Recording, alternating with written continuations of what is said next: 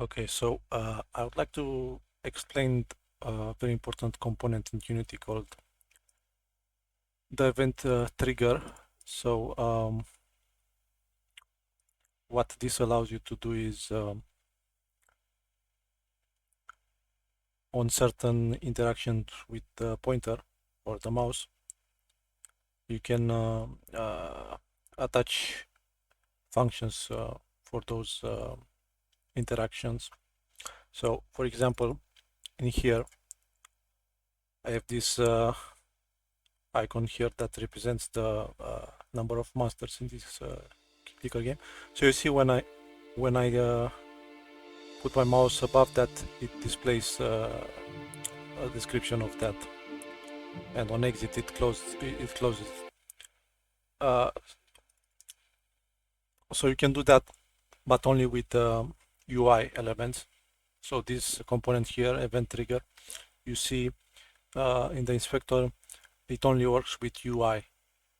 So for example, you see we have the pointer enter event. So that means when the mouse enters that UI, and on exit also. So you see you can add events here. So you have multiple. You see you have one mouse enter. So when the pointer enters a UI element, exit. So when the pointer exits, pointer down, that means basically when you click it.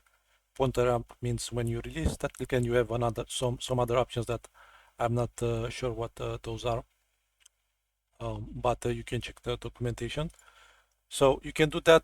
You can do this with UI elements, and in this case here, the UI elements are above everything else. So the canvas is here in the render mode. Um, uh, it's actually not overlay. It's using the camera, but it is on top of everything. But like I said, this trigger event component, you can only use it with UI elements, but you can use a little trick to place those events on sprites. So let me show you how to do that. Let's go to another scene where I have some sprites. So let's say we want to interact with this character here in the scene.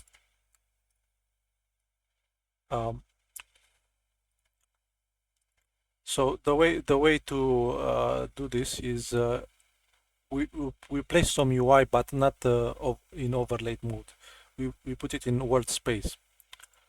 So you can create the whole canvas first, and then in here you set the render mode to world space. So now everything, all the UI in this canvas will be in world space, but by default it's super big like this. So you have to resize it a little bit in here in direct transform. So let's make it 1 1, and then the position, let's put it in the center here. So you see now now we have this very small canvas in world space. So now let's say we want to interact with this character. We just make an image or any UI element, actually resize it a little bit, and since this canvas is now in world space, you can place it in another render layer. So I'm not sure if this affects the interaction, but I like to put it on top of this of the character, and then after you resize it and it's the appropriate size, you can then in this case make that image transparent like that.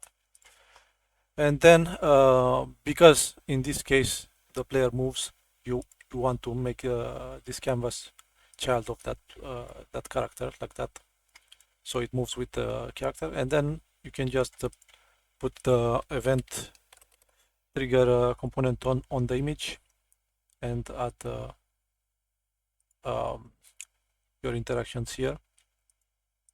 And then after you add an interaction, you have to add an object that has the script that you want to use, and then you select the function.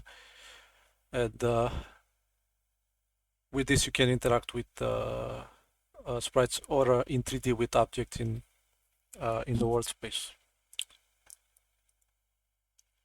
So that's pretty much everything.